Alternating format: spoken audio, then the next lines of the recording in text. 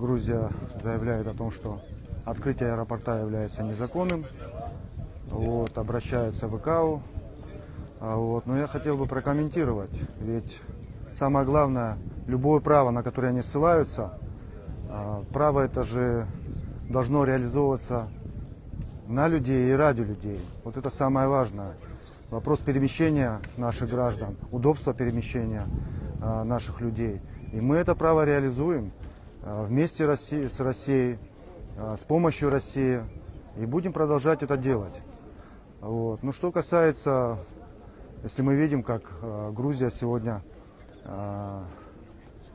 пытается в отношении Запада себя вести, ведь есть у них свое суверенное право, где они обращают внимание на зарубежных стран, коллективного Запада, где они ограничивают их принятие тех или иных законов.